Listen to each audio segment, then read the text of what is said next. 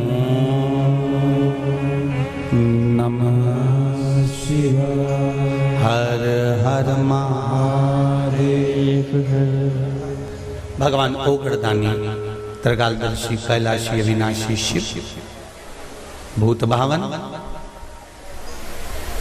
जिनकी पावन कथा का रस तत्व हम ग्रहण कर।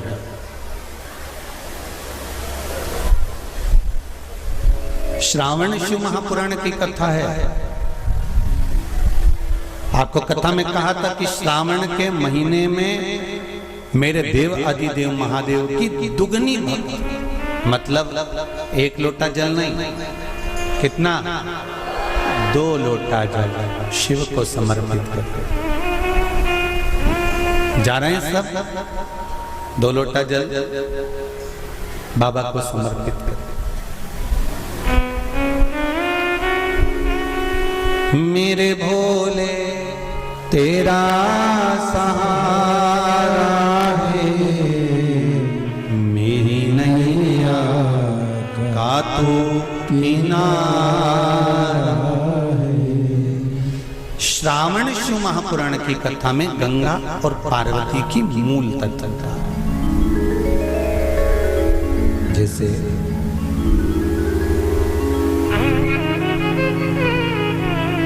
श्रावण का महीना आता है तो गंगा मैया और पार्वती मैया, ये दोनों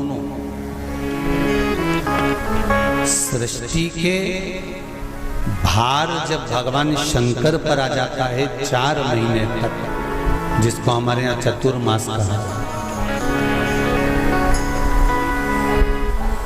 तो ये 4 महीना जब चतुर्मास का आता है तो सृष्टि का संपूर्ण भार मेरे देवादिदेव महादेव पर है।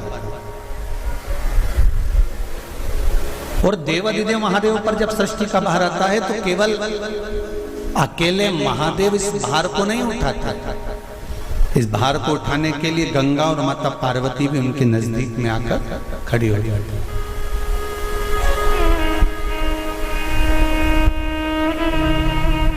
देखिए बड़ा सुंदर संवाद, ध्यान रखिएगा जरा श्रावण शिव महापुराण की कथा का।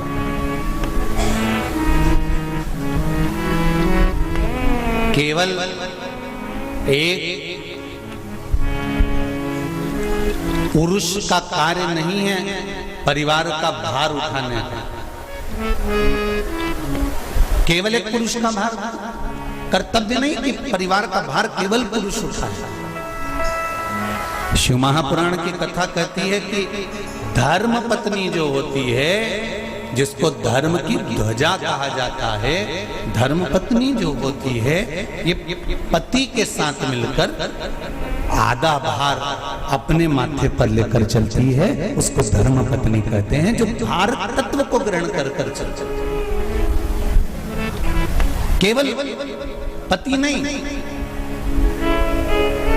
केवल पति नहीं, धर्म पत्नी भी भार ग्रहण करते चलते।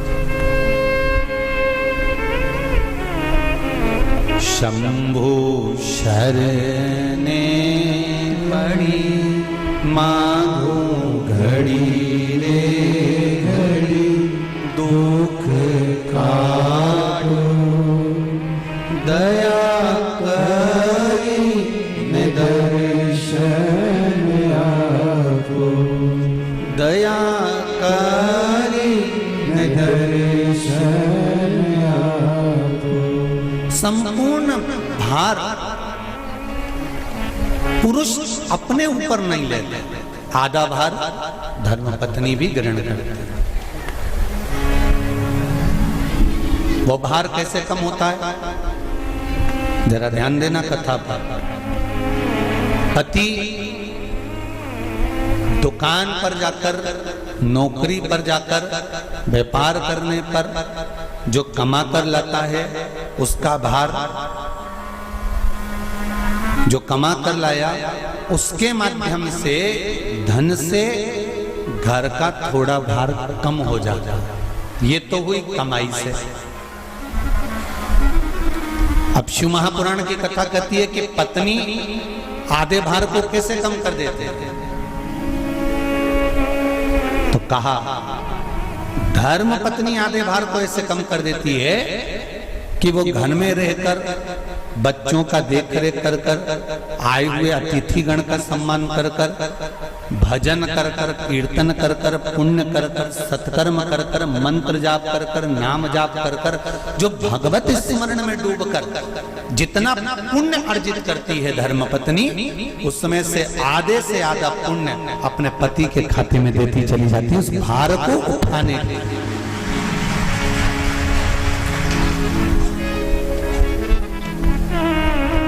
उस भार को उठाने में आधे से आधा भार धर्मपत्नी अपने व्रत, अनुष्ठान, मंत्र, साधना, तप, उपवास आदि के माध्यम से काटती है।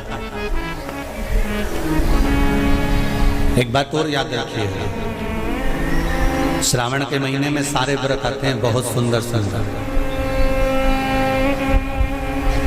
छोटी तीज का व्रत भी आ जाता है, बड़ी तीज का व्रत भी आ जाता है। दुबे जी, छोटी तीज भी आएगी, बड़ी तीज भी आएगी, और अच्छे से अच्छे व्रतों का क्रम रामकिशोर जी बीच बीच में श्रावण, भादो, कुंवर, कार्तिक में आते रहे।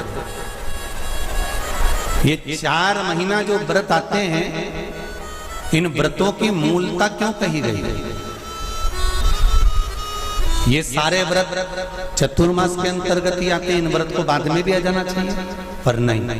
मूल जो व्रत हैं, पूजन है, अनुष्ठान है, देवी देवताओं के जो पूजन के भाव बताए, वही चतुर्मास में बताए। इसका कारण क्या है? क्यों चतुर्मास के व्रत की महत्वता होती है? तो कहा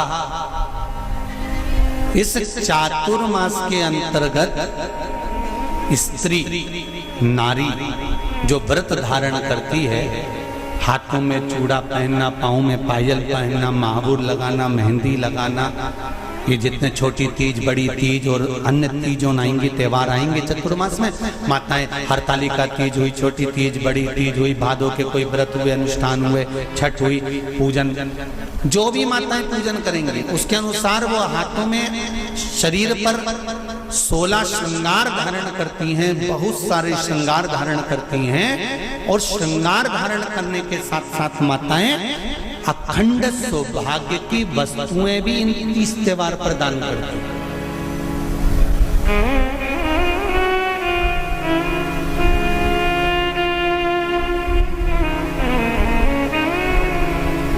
जो अखंड सौभाग्य की सूचक है, जो अखंड सौभाग्य की वस्तुएं वो देने का प्रयास करते हैं, दान। क्यों जीजियो, एक बात बताओ, जितने भी माताएं कथा सुन रही हैं और जितने फेसबुक, यूट्यूब पर सुन रहे हैं और जितने आस्था चैनल पर सुन रहे हैं, श्रावण के महीने की श्रावण शिव महापुराण की कथा सुन रहे हैं, एक बात दिल से बताना, जितनी सौभाग्यवती माताएं होती हैं, ये संक्रांति पर भी 13 चीजें दान करती हैं, 14 चीजें दान करती हैं। बीच में कोई 16 सोमवार का उद्यापन करेंगी तो भी सुहाग की सामग्री देंगी, उद्यापन करेंगी तो भी सुहाग की सामग्री देंगी, कोई कार्य करेंगी तो भी सौभाग्य की सामग्री देंगी। सौभाग्य की सामग्री का दान क्यों किया जाता है? सौभाग्य सूचक वस्तुओं का दान क्यों किया जाता है? सौभाग्य की वस्तुएं क्यों प्रदान करी जाती है, क्यों दी जाती है? उसका कारण क्या है?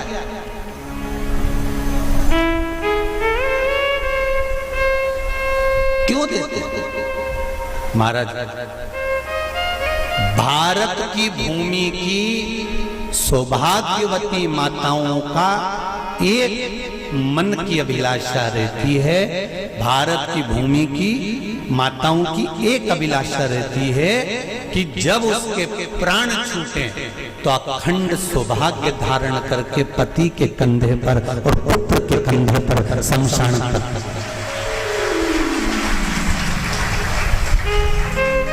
ये भारत की भूमि की माताओं की सोच, उनके मन का संकल्प, उनके मन का भाव। और विदेश की माताओं का क्या संकल्प होता है? महाराज, भारत का एक संत विदेश गया और भारत के संत जब विदेश गए तो वहां पर एक मां, एक स्त्री पति की कब्र के पास में बैठकर पंखा कर रही थी। भारत के संत को बड़ा दुख हुआ। देखो हमारे यहाँ की माताएं तो पति के साथ सती हो जाती हैं, हमारे भारत की भूमि की माताएं तो पति के साथ सती हो जाती हैं, पर ये तो विदेश की माताएं तो भारत की माता से भी बढ़कर है कि पति मर गया, कब्र के अंदर है तो भी पंखा कर रही हैं। ये तो इनसे भी बड़ी है, भारत की माता से भी बड़ी ये विदेश की माता। तो भारत के संत से रहा नहीं गया और भारत के संत ने जाकर पूछ लिया विदेश की माता से, माँ जी एक बात बताओ, हमारे यहाँ पति के साथ पत्नी सती हो जाती है, वो प्रथम गिनती में आती है, पर तुम तो उससे भी बड़ी हो कि पति मर गया उसके बाद भी उसकी कब्र को पंखा कर रही हो।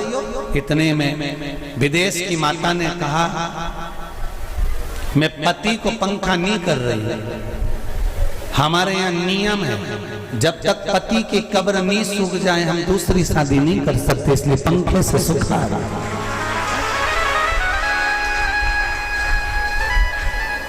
इसलिए पंखे से सुखा रही है। मेरे भारत की माताओं में और विदेश की माताओं में अंतर है साहब। मेरे भारत की माताएं अखंड सौभाग्य की वस्तुएं धारण कर कर अपने आप को गौरवान्वितता महसूस करती हैं और विदेश की माताएं ये सब वस्तुएं उतार कर गौरवान्वितता महसूस करती हैं।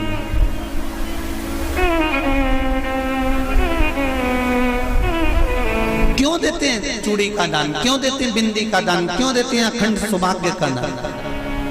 किस महाराज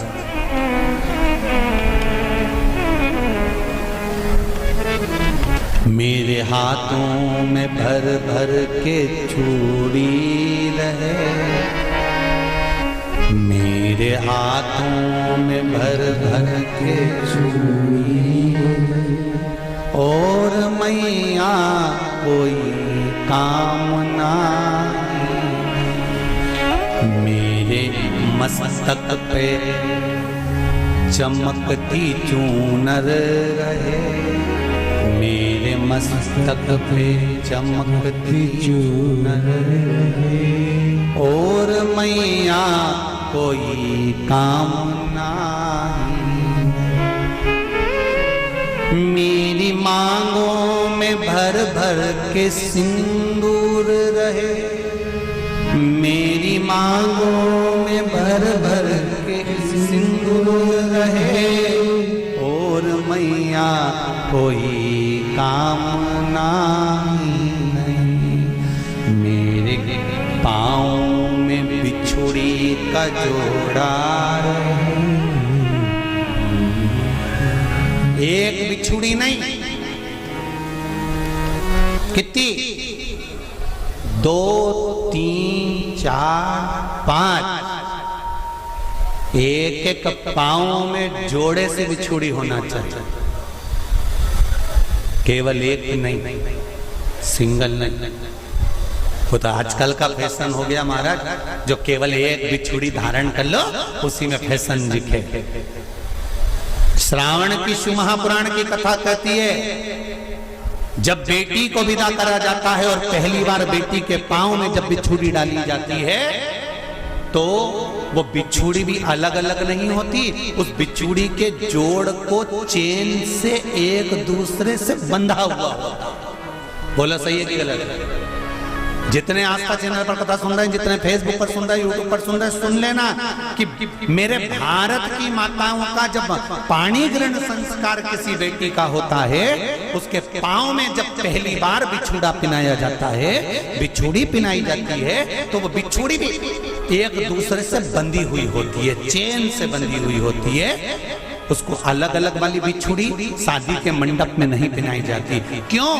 जैसे ये बिछुड़ी एक दूसरे से पांव में बंधी हुई है, तुम्हारी जिंदगी अंतिम श्वास तक ऐसी ही बंधी की बंधी रहे, यही वर्णन है।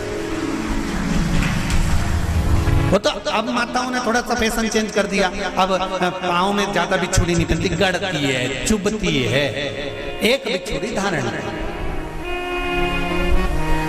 महाराज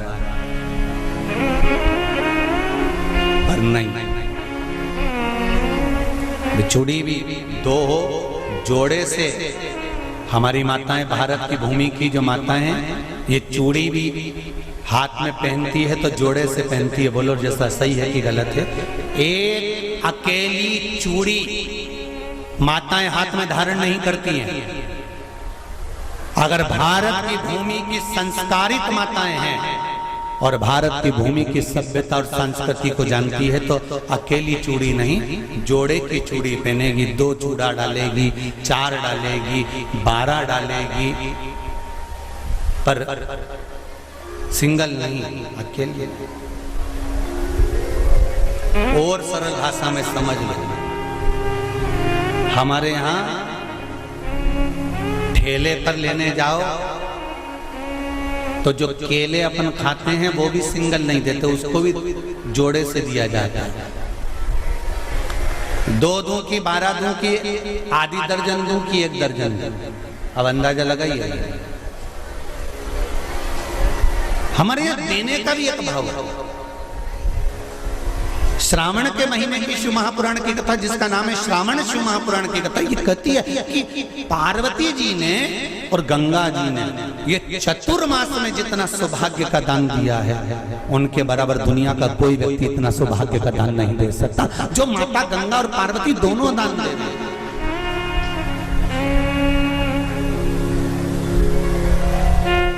प्रतिदिन दे रहे हैं। और अब तो फैशन आ गया, तुम लोगों को जो सौभाग्य का दान देते हो प्लास्टिक की डलिया में देते हो। पर एक एक पुराण को उठा कर देख लेना, एक एक उद्यापन को उठा कर देख लेना। जितनी तुम कथा तुम्हारे घर में छोटी छोटी कथाओं की पोथियां पढ़ी हो, उनको उठा कर देख लेना। उसमें नहीं लिखा कि प्लास्टिक की डलिया में सौभाग्य की वस्तु का दान दिया जाता है। उसमें लिखा है बांस की पिटारी में, बांस की डलिया में सौभाग्य की वस्तुओं का दान दिया गया। क्यों? क्योंकि बांस वंश की वृद्धि करता है, बांस सौभाग्य की वृद्धि करता है, और बांस अखंड सौभाग्य। जैसे बांस का पौधा बढ़ते चले जाता है, बढ़ते चले जाता है, उसी तरह बांस की डलिया में जब दान दिया जाता है, बांस की टोकनी में जब दान दिया जाता है, तो ये भाव रखा जाता है कि तुम्हारा सौभाग्य ऐसे ही बढ़ता रहे। पर अब थोड़ा सा फैशन चेंज हो गया तो प्लास्टिक की डलिया, पर प्लास्टिक की नहीं। महाराज